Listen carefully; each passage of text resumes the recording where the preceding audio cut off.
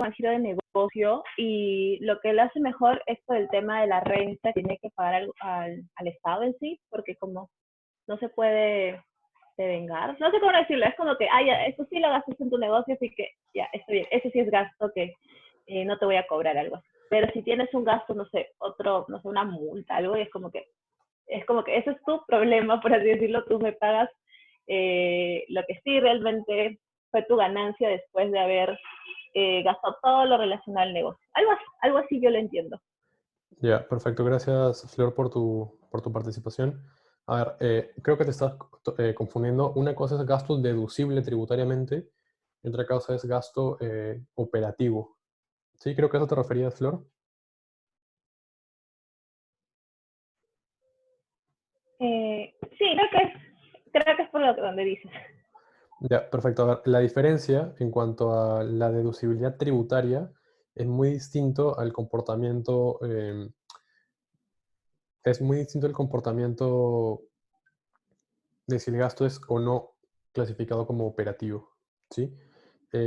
Cuando el gasto a las empresas les conviene que el gasto sea, si el gasto va a estar de todos modos, es un tema de clasificación, ¿dónde va? ¿Como operativo, como no operativo? ¿Qué les conviene? ¿Les conviene que estén por arriba de la línea de utilidad operativa o por abajo? La respuesta es, les conviene que esté el gasto por abajo. ¿Por qué? Porque les conviene que todo gasto que va a incrementar, o sea, a ver, el gasto que sea clasificado como no operativo y que el ingreso sí sea clasificado como operativo, ¿qué va a pasar? Va a pasar que la utilidad operativa suba, ¿no es cierto? Que la utilidad operativa sea realmente mayor de la que debería ser. Digamos que tenía un gasto operativo como por 100 y mi utilidad operativa es 1000. Si es que el gasto operativo de 100 no lo estoy poniendo como gasto administrativo, o como gasto de ventas o como costo de ventas, sino lo estoy poniendo como otros gastos abajo, ¿qué va a pasar? Esos 1000 en realidad no van a ser 1000, ¿no es cierto? Sino ¿cuántos van a ser? Va a ser 1100. Me dejo entender porque saqué los 100 de arriba y los pasé para abajo. En utilidad neta voy a restarle nuevamente 100, pero mi utilidad operativa en realidad es falsa. Es más alta de la que debería ser. Entonces, ¿qué pasa? A las empresas les conviene inflar o les gusta inflar la utilidad operativa. ¿Por qué? Porque mejora sus ratios de rendimiento, ¿sí? De rentabilidad. Entonces, las empresas prefieren incrementar todo ingreso operativo, disminuir todo ingreso que sea no operativo. Ojo, cuando estoy diciendo la clasificación, ¿no? Si va para uno o va para otro. Prefieren primero que sea ingreso operativo y luego ingreso no operativo. Y para el gasto, primero prefieren que sea gasto no operativo y luego recién gasto operativo. ¿De acuerdo? Esa es un poco la dinámica.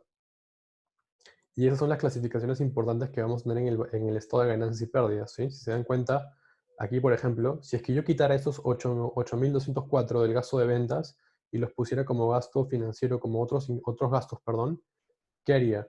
A ver, si quito esos 8.204, mire qué pasa con la utilidad. Antes era 194.406.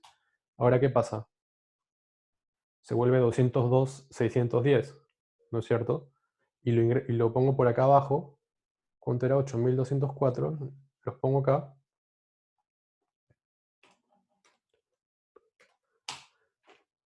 La utilidad neta sigue siendo la misma, 76.699. Sí, 76.699. Pero ¿qué pasó? Mejoré la utilidad operativa, ¿no es cierto? En 8.000 soles, 8 millones de soles o 8.000 millones. ¿Sí? Entonces, eso es lo que las empresas a veces quieren hacer y por eso se clasifican cosas de la forma en como están clasificadas en el estado financiero. Es tarea nuestra, desde el punto de vista de un análisis financiero, reconocerlas y clasificarlas, ¿sí? Tienen que verificar que todo gasto sea realmente un gasto operativo y si de ser el caso, el gasto está en otros gastos, pero en realidad es gasto operativo, subirlo por encima de la utilidad operativa, ¿de acuerdo? Igual con la venta, igual con los otros ingresos. Puede haber empresas que tengan ingresos producto de haber vendido un activo. Pero ojo, eso no tiene por qué ser venta. Si no es tu giro de negocio vender activos, ¿por qué lo vas a declarar en toda la venta? Tendrá que ir como otros ingresos por abajo de la utilidad operativa. ¿De acuerdo? ¿Estamos claros hasta ahí, chicos? ¿Sí? Perfecto. Entonces, a ver, Luciana, tienes una consulta. Hacer eso no es ilegal. Creo que mientras estabas explicando me acordé de un caso bien famoso en la Bolsa de Valores de Nueva York, si no me equivoco, y hacer eso no hizo que la empresa como que quebrara, porque la empresa se vendía como más atractiva en la bolsa, pero en realidad no era así. Sí, el caso que de repente estás comentando es el caso famoso de Enron, Enron Mobile, no sé si es ese. Sí, sí, ese es. Sí, Ese, justamente hay temas que son manipulación. A ver, tienen que entender que hay dos cosas distintas. Hay un tema de manipulación de estados financieros que es poner información falsa en la contabilidad de una empresa, lo cual de alguna forma es un delito. Pero, ¿qué pasa? Dentro de las políticas contables, muchas veces hay espacios grises que de alguna forma u otra te permiten, a criterio del auditor, por eso es que es importante que las empresas pasen sus estados financieros mediante un filtro que son los auditores, para poder clasificar algunas cosas o que sean reclasificadas en ese filtro. Ahora, ese filtro que se realiza es de un punto de vista contable, digámoslo así. Entonces, la reclasificación que para un contador puede ser como algo que no es operativo, cuando lo ves desde el punto financiero, porque estás analizando de repente no la empresa, sino la holding, o sea, el grupo en sí, ya tienes que considerar de repente más giros del negocio y no solamente el individual. Entonces, ahí es donde puede generar discrepancias, ¿de acuerdo? No es tanto un tema, puede darse el caso de decir un tema que es ilegal o no ilegal, pero si quieres, mucho más común que pasen estas prácticas que son puntos de vista de contadores versus puntos de vista de un análisis financiero. Entonces, ahí es donde se dan muchas disyuntivas, o muchas veces a veces ponen la diferencia en cambio de repente por arriba de la utilidad operativa en algunos casos. ¿Por qué? Porque tienen el sustento contable para probarlo quizás, pero sabemos que desde el punto de vista financiero eso no tendría por qué ir a la parte operativa, ¿no es cierto? Entonces, es un poco el criterio que vamos a tener nosotros para poder limpiar un poco mejor esas cuentas y que lleguen lo más limpias al cálculo del ratio para poder sacar un ratio mucho más puro, digamos, y que nos sirva con mayor información del que es. ¿Alguien tiene otra pregunta, consulta, duda, comentario? Son válidos todos los comentarios. Muchas gracias, Fedra, me parece que fue tu comentario. Cintia.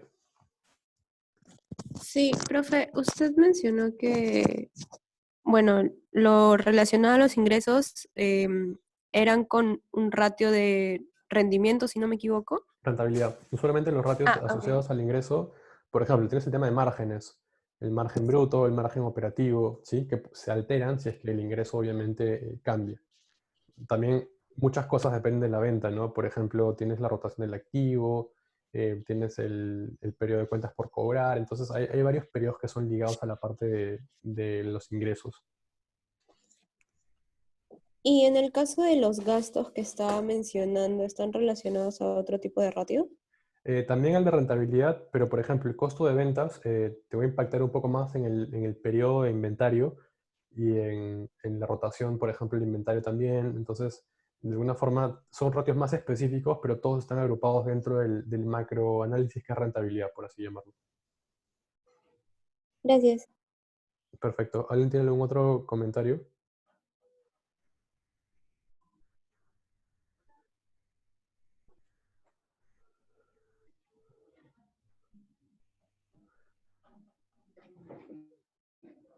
¿Sí? ¿Alguien más? ¿Algún otro comentario? ¿Todo claro?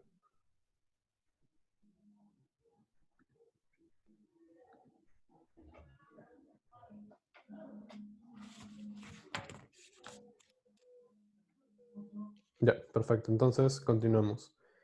A ver, entonces, habiendo dicho esto, hay muchas, no muchas, pero hay, digamos, una serie de pasos importantes que debemos hacer a la hora de construir este metodizado. Y esos pasos sí se los dejo un poco más de tarea para que lo revisen el paso a paso en el video, porque está bien detallado y está bien explicado, ¿sí? Para los que no lo han visto. Y quiero pasar un poco más a explicarles. ¿Ya vieron algunos ratios introductorios con el profesor en clase? Todavía no. no, no No, hemos visto. Todavía no han visto ningún ratio. O sea, este grosso modo solo dijo unas cosas, pero no profundizó en ninguna. Ya, a ver,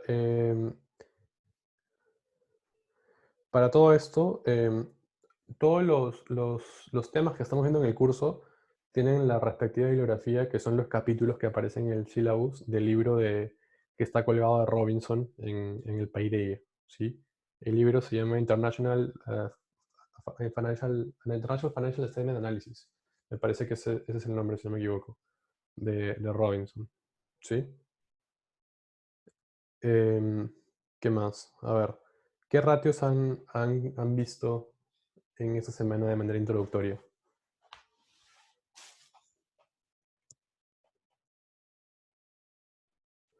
¿Quién me podría comentar un par de ratios que hayan comenzado a desglosar?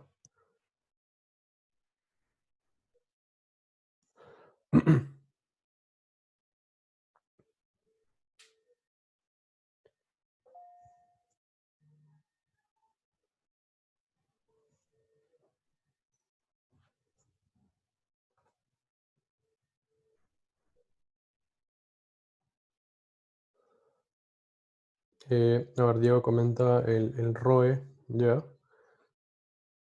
Perfecto. Entonces, a ver, voy a basar eso también para explicarles un poco.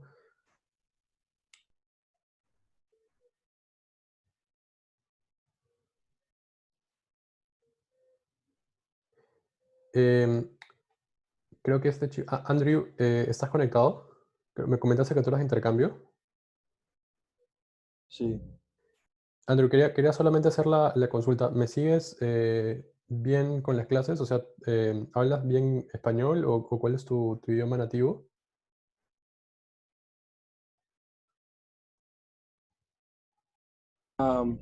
soy de Estados Unidos, entonces mi español es así, así, pero entiendo la mayoría de todo, pero para mí, en mi país, los estados financieros son diferentes, entonces estoy aprendiendo nuevos términos y otras cosas. Entonces, es difícil para mí, pero estoy probando.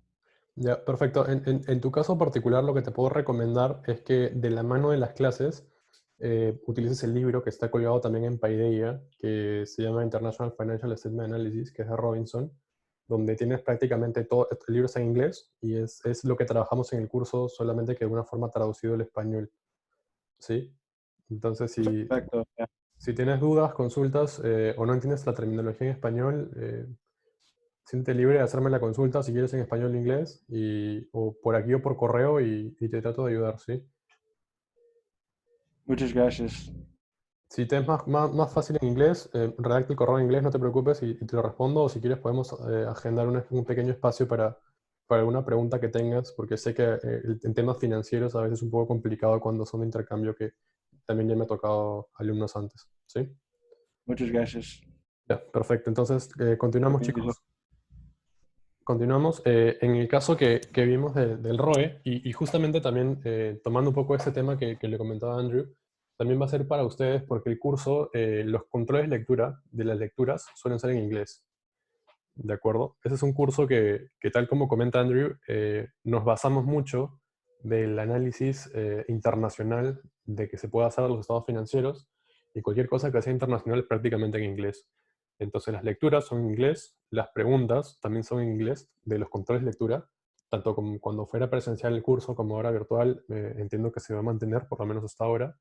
Y la metodología y el léxico que solemos utilizar, ya cuando agarran un poquito más de cancha, va a ser también en inglés, ¿sí? Para que lo puedan tener, sea mucho más globalizado, ¿de acuerdo?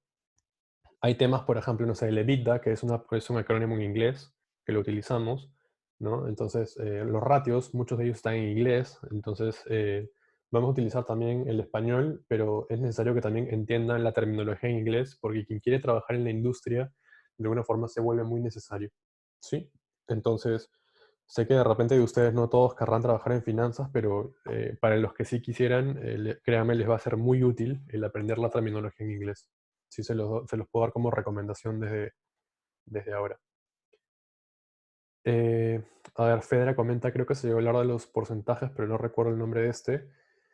Todo lo que es porcentaje, Fedra, respecto a un total, se llama margen, ¿sí? Entonces, dentro del estado de ganancias y pérdidas vamos a tener distintos márgenes, dependiendo del corte de las utilidades que hayamos.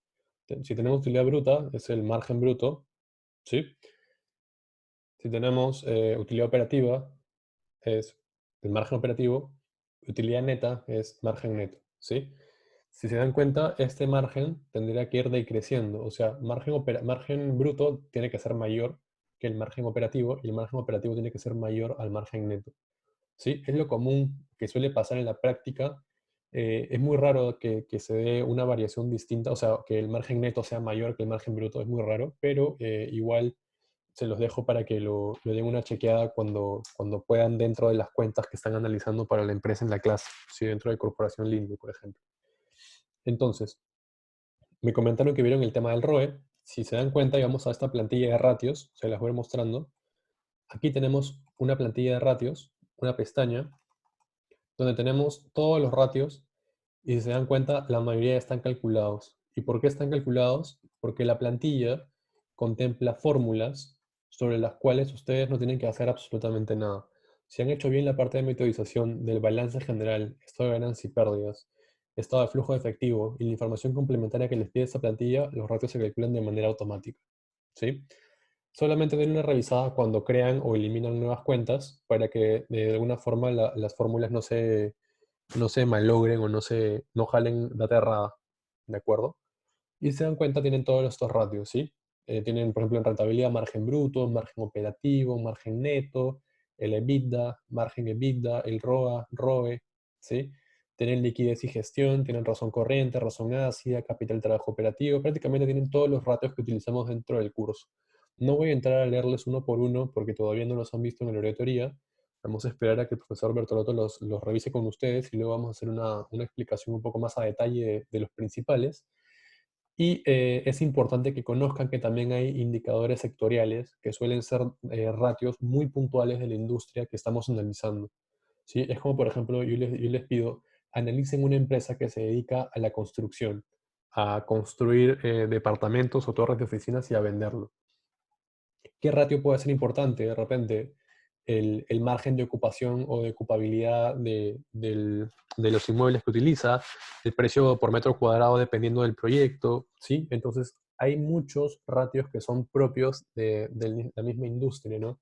Por ejemplo, si analizamos minerales, vamos a tener probablemente cuánto cueste aquí el lote o el batch de una tonelada de oro, o cuánto cuesta una libra del sterling, ¿sí? Entonces, es mucho de entrar a cada industria, ¿sí? Y como les comentó el profesor Bertolotto, este curso lo que requiere es tanto partir de un análisis macro, ¿sí? Para eso tienen que utilizar las herramientas de Porter, por ejemplo, de Michael Porter, con las 5 fuerzas de Porter o el diamante de Porter, para de alguna forma situar la industria en la que estamos, que puedan analizar competidores, clientes, fuerza del cliente, el proveedor, em, competencia actual, posible, barreras de entrada, ¿sí? Posible nuevos productos sustitutos. Entonces, primero es un análisis un poco más macro de la industria. Una vez que tenemos el análisis macro de la industria, entramos a la empresa particular y lo que usualmente se suele hacer es un FODA típico, clásico, que ustedes ya lo deben haber conocido, fortalezas, oportunidades, debilidades, amenazas, ¿de acuerdo? ¿Qué más? Luego partimos al análisis ya propiamente financiero de la empresa con esta plantilla y aterrizamos ya los ratios, el análisis de rentabilidad, liquidez y gestión, solvencia, ¿no es cierto? Y estructura de capital. Y también mapeamos los riesgos, como les dije la semana pasada. Entonces todo eso genera una suerte de análisis de macro a micro que les va a permitir responder todas las preguntas de las evaluaciones. Ahora, una cosa muy importante dentro del curso es que ustedes sepan identificar y contrastar el performance o el rendimiento de mi empresa que estoy analizando versus la industria o el mercado. ¿Por qué? Porque si yo les pregunto, ¿la rentabilidad de la empresa X o Cementos Pacasmayo es rentable o no es rentable? ¿Qué puedes comentar de la rentabilidad? De repente tú calculas que tiene un return over equity, o sea, un ROE de como acá 5.2%. Y a tu criterio me puedes decir que 5.2% es bajísimo o es muy bajo. O sea, que te va a rendir solamente el 5.2% del capital que yo invierto. De cada un sol simplemente me debe devolver 5 centavos. Me podrás decir que es muy bajo. Pero a ver, y si vamos a las demás industrias de cementeras, que su ROE es de 1%, 2%, obviamente el de Cementos Pacamayo va a ser súper alto comparado con sus competidores o sus peers. Entonces, es un poco análisis tanto de la empresa como de la industria en la que opera. No podemos comparar empresas de industrias distintas porque la mecánica, el giro del negocio es diferente, ¿de acuerdo? Tenemos que centrarnos en una industria, analizar por grupo de competidores y empresas parecidas, porque también dentro de los competidores no todos son comparables, ¿de acuerdo? Por tamaño muchas veces no podemos comparar, no sé, supermercados peruanos o Cencosud contra, no sé, una bodega X como más de repente o un mini market de barrio, ¿de acuerdo? No son comparables de alguna forma. Los ratios no van a conversar y no van a estar alineados. Entonces, eso suele pasar mucho más en industrias o mercados mucho más grandes como en Estados Unidos, por ejemplo, que si vemos, no sé, en la industria de alimentación, dentro tenemos empresas pequeñas, medianas, grandes y corporaciones, ¿no? Que le llaman en small cap, medium cap, large cap, que son la capitalización bursátil que tiene cada una, el market cap que tiene cada una, y dependiendo de eso son o no agrupados dentro de un mismo conjunto. Entonces, eso nos va a ayudar también de alguna forma a poner una barrera a las empresas que estamos analizando dentro de esta industria, ¿de acuerdo? Hasta acá, chicos, ¿alguien tiene otra pregunta? Diego, veo que levantaste la mano. Mario, estos estados financieros de Pacasmayo colgar en Paideia. Sí, no estoy seguro si está o no está, me parece que sí, pero voy a No, revisar ahorita. ya lo he buscado y no está. No está, ya, ahora terminando se lo subo para que igual puedan dar una revisada. Entonces, Perfecto. Entonces, hasta acá, chicos, que es un poco más introductorio. Ahora solamente nos estamos centrando en el balance general y estado de ganancias y pérdidas. ¿Alguien tiene más preguntas de lo que hemos podido revisar como introducción de estas dos pestañas? Sé que igual van a tener que ver el video los que no lo han visto, pero quiero saber si es que les genera más dudas o tienen alguna otra consulta que realmente no hayamos atendido. eh, los cuatro, o sea, los cuatro estados, los cuatro vamos a tener que motorizarlos. O sea, tenemos que aprender a metodizarlos con el curso, dicho. Sí, Diego, o sea, los estados financieros que te vas a tomar, tienes que plasmarlos en esta plantilla. Metodizar no es, digamos, no es que sea algo nuevo, o sea, es básicamente extraer la información y colocarla en la plantilla. Si has visto el video, es básicamente van copiando cuenta por cuenta y van pegando los resultados. Nos agrupa. Claro, pero tienes este filtro que es o agrupas o reagrupas o eliminas algo o sumas algo o le creas una línea puntual porque te parece importante que de alguna forma u otra lo vamos a ir ganando con la experiencia que vayamos haciendo cuando analicemos empresa por empresa. ¿Sí? Este curso también no es tanto de que me cuadre el balance, de construirlo, o sea, es básicamente un traslado de información y unas reclasificaciones, pero es más de interpretación. Se ha dado el caso que en prácticas ni siquiera les decimos construyan el balance, o sea, o sea, no les decimos construyan el metodizado y no les decimos el nombre de la empresa, por ejemplo. Lo hemos hecho también esa metodología en el último año. Llega el día de la práctica y en ese mismo momento les decimos, tomen, este es el metodizado y estas son las preguntas. La pregunta te va a pedir, analiza ciertas cosas y tú tienes la total libertad de agarrar el metodizado que te estamos dando, hacer tu análisis y con ese análisis comenzar a responder las preguntas. Quiero que entiendan que este curso no se trata de mecanizarse, de hacer matemática metido dentro de que cuadre el balance, por qué no me cuadra, analizar, no sé, sacar el costo del financiamiento, sacar cuánto es el interés del capital, no tanto es eso, ¿sí?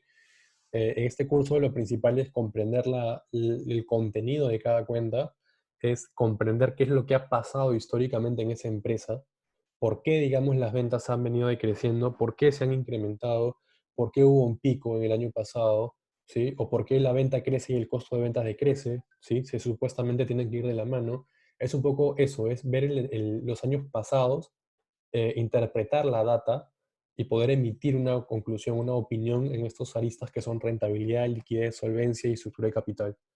¿Sí? Es un poco eso, analizar la empresa de cómo está manejando la información, cómo está manejando su situación financiera, qué tan líquida es la empresa, qué acciones está tomando para tener mayor liquidez, ¿sí? Y luego ya cuando veamos la segunda mitad del curso, que es después del parcial, vamos a ver los indicadores y ratios de mercado, que son los de cotización bursátil, las empresas que tienen patrimonio público, o sea, que cotizan en la Bolsa de Valores de Lima. ¿De acuerdo? ¿Alguno tiene otra pregunta, duda, consulta?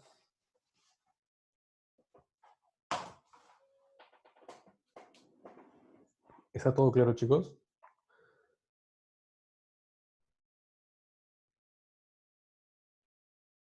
Si se han podido percatar, este curso, la manera en cómo lo trabajamos y cómo se trabaja siempre, es prácticamente como si fuera una discusión y un diálogo entre ustedes y nosotros como profesores, conmigo y con el profesor Bertolotto, ¿sí? O sea, vamos a pedir que ustedes participen y en base a esa participación vamos a agregar conclusiones o de repente vamos a modificar algún comentario que hagan para que cuadre un poco más con lo que buscamos, pero es generar una información bidireccional. No se trata de que yo esté hablando todo el tiempo y que ustedes tomen nota o solamente escuchen, sino es que ustedes puedan discutir conmigo.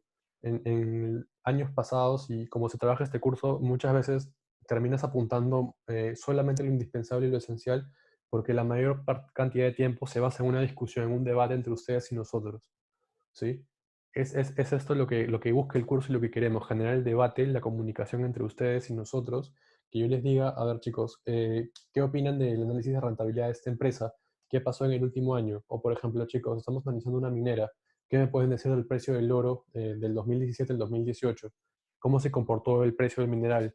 ¿A qué riesgos está expuesta esa empresa? Y ustedes comienzan a explayarse y yo los voy encaminando y delimitando hacia la respuesta que estamos buscando. ¿De acuerdo? Pero es un poco que ustedes puedan partir también del análisis macro y llegar al micro, que es la empresa. Ahora, como recomendación, tenemos que tener cierta información a la mano o para las prácticas o para exámenes. Y usualmente cuando analizamos empresas en este curso son empresas o que cotizan en la Bolsa de Valores de Lima o que tienen deuda financiera pública, en este caso bonos o papeles comerciales públicos. ¿Por qué? Porque si son empresas que de alguna forma están ofertadas al público, que se pueden invertir, tienen que colgar información financiera a los entes de la SMB, tienen que contar con clasificadoras de riesgo, ¿sí? Y son empresas de alguna forma ya corporaciones o grandes y que han sido auditadas también por empresas auditoras como EY, Price, KPMG o Deloitte, ¿no es cierto? Entonces, yo les recomiendo también que cuando veamos una empresa, busquen la clasificadora de riesgo que haya emitido un informe de esta empresa, ¿sí? Les voy a dar la tarea, si no lo saben ya, de que averigüen cuáles son las clasificadoras de riesgo que operan en Perú, ¿de acuerdo? Averigüen qué clasificadoras de riesgo operan en Perú y los comentamos también en la siguiente clase, ¿sí? Hay un número limitado, son pocas las clasificadoras de riesgo que operan en Perú y les pido que averigüen cuáles son todas ellas y los comentamos en la siguiente clase. ¿Sí? Con esos informes de clasificación de riesgo les va a permitir a ustedes también ver lo que la clasificadora opina de esta empresa en las mismas aristas, en rentabilidad, liquidez y solvencia, estructura de capital y riesgos. Entonces, si quieren, es un trabajo que ya realizó la clasificadora y que les sirve a ustedes como punto de partida para poder hacer su propio análisis. ¿Sí? Si en el informe pueden darse cuenta que hay un problema de rentabilidad en los últimos 2 años, obviamente cuando hagan su metodizado van a darse cuenta o va a saltar este punto. Entonces lo van a tener de alguna forma más identificado en ex ante de incluso trasvasar la información. ¿De acuerdo? Esa es un poco la lógica también que buscamos dentro del curso. Por ahora, estén tranquilos, lean y, o sea, lean si pueden el libro, se los recomiendo bastante porque aparte de tener información clave, es muy didáctico y muy interesante. A mí me gusta mucho este autor y este libro, se los recomiendo. Si es que les gusta finanzas y quieren ir, en verdad lo van a encontrar súper interesante y súper didáctico. Siéntanse libre de realizar cualquier consulta. Les recomiendo utilizar los foros, ¿sí? Los foros de discusión de Paideia. Por ahí el profesor Bertolotto y yo vamos a atender a todas las dudas que puedan haber de la sesión. Si tuvieran alguna otra duda o de repente algo que no queda muy claro en cuanto al Paideia, de repente como mencionan, o tienen dificultades de conexión o no sé, algún tema que les impide de alguna forma tener el curso a la mano en el internet, si quieren lo centralicen con el delegado y lo vamos conversando también con el profesor Bertolotto. Es súper importante que haya esta comunicación entre el delegado y nosotros y también ustedes. Em, Creo que alguien comentó, el libro está en Paideia. Sí, está en el de todos los horarios. En el unificado está el material que es para todos. El libro está en ese. ¿Sí? Está en la primera parte, arriba, creo. Ni siquiera tienes que entrar a un desglosable. Y es eso, chicos, ¿sí? Siéntanse libres de utilizar los foros. Por ahí vamos a estar respondiendo todas las dudas y consultas que hayan. Vean los videos, por favor. Es sumamente importante que vean los videos. Tanto el profesor Bertolotto como yo estamos a su disposición para resolver dudas o consultas, para ayudarlos en lo que fuera necesario. Voy a plantear para la siguiente asesoría del sábado, vamos a hacer un simulacro, si les parece, alguna especie de control de lectura para ver cómo funciona la plataforma y para definir finalmente qué plataforma utilizamos, ¿sí? Voy a poner preguntas random y vamos a tratar de hacer una prueba en vivo para ver cómo funciona. No sé si les parece bien para que ustedes también sepan cómo funciona la plataforma. ¿Sí? Sí. Sí, estaría bien. Una pregunta, Mario. En realidad son dos. La primera es que el profesor dijo de que íbamos a tener un control de lectura, pero que este iba a ser como que hacer revisión de un estado financiero. Me estaría preguntando yo si a eso es lo que te refieres o los controles de lectura son del libro que nos has dicho y en todo caso con qué capítulo deberíamos empezar, porque incluso yo le pregunté al profesor si era de alguna lectura y él dijo que no, que era de ¿cómo se llama? De un estado financiero que lo teníamos que revisar y como que ir viendo dónde podía haber error. Sí, a ver, les recomiendo un poco más sobre el control de lectura en el curso. El curso es particular en cuanto a sus controles de lectura y dependiendo del control, o sea, si es 1, 2, 3 o 4, del número del control que les toque, va a incorporar o no un capítulo de la lectura del libro. ¿Sí? Para el primer control de lectura no implica lectura teórica, bibliográfica del libro de sí, del libro de Robinson. Para el primer control de lectura es sobre los estados financieros de una empresa y lo que solemos poner, si quieren les paso un control de lectura modelo antiguo, es básicamente escaneo de información y que puedan encontrar la información a la mano en un tiempo determinado. ¿Sí? Es para que ganen rapidez y para que tengan, digamos, el acceso a información rápido. Ahora, al ser esta dinámica que es virtual, nos estamos replanteando cómo van a ser estos controles y les puedo adelantar que el control todavía no les vamos a decir la empresa, todavía lo estamos discutiendo. La empresa se suele decir una semana antes, esto es convención del curso para todos los horarios y va a ser obviamente de manera virtual, vamos a ver si va a ser por Paideia o por de repente Google Forms o ya veremos por dónde. Y esa sería la dinámica y la mecánica que quiero probar también con ustedes. El control, en teoría, es en el horario del profesor Bertolotto, en el horario de teoría, y sería por esa plataforma, ¿sí? Por ahora el primer control de lectura hasta el momento, y como siempre se ha trabajado, no tiene parte teórica del libro de Robinson. Para los siguientes controles ya van a entrar una cantidad de preguntas que cada vez se van incrementando un poco más. Primero van a ser seguramente 5 puntos en lectura, luego 10 y luego probablemente todo, o se mantengan 10, lo estamos definiendo aún. ¿Sí? Esa es un poco la mecánica. Mario, una pregunta. Sí. Como te refieres a los análisis, es estos personajes que están acá y los ratios, ¿verdad? Eso es lo que vamos a hacer más adelante. No, para el control es solamente el análisis del estado financiero. O sea, la nota del estado financiero que ustedes se bajan, donde tienen el desglose de cada cuenta, ese es el estado financiero de la nota que usamos para el control de lectura. Para la Claro, práctica utilizamos este metodizado. pero o sea, nosotros tenemos que sacar esto. Lo que es moneda, esto, porcentajes. El metodizado no, como te digo. O sea, el PDF que te lo bajas del estado financiero y las notas del SMB, sería tu lectura para el control. Sí, sí, sí, entiendo. Me refiero para más adelante. O sea, para prácticas 2, prácticas 3, por ahí. Ojo, pero para prácticas es el metodizado. Para Ah, ya, control lectura es la nota del estado financiero y luego el libro de Robinson dependiendo del control que toque, ¿no? ya, listo. No sé si quedó claro. Sí, sí Sí, queda sí, claro. sí. Ya, genial. ¿Alguno tiene otra pregunta, consulta, duda, comentario? Yo tengo una duda. ¿Para el control se va a revisar únicamente el estado financiero o también las memorias anuales? Usualmente es el estado financiero. De ser el caso de la memoria anual, se los comentamos, pero no suele ser práctica el curso incorporar la memoria para esta revisión, porque de por sí la nota del estado financiero ya es un poco extensa. Ok, gracias. Perfecto. Les recuerdo que el control de lectura es en la semana 4, ¿sí? Si no lo tienen mapeado. Entonces, la siguiente semana, que es la 3, realizaremos una especie de prueba o testeo y ya para la semana 4 puedan brindar el control sin ningún problema. ¿Sí? ¿Alguna otra duda, consulta, comentario, chicos?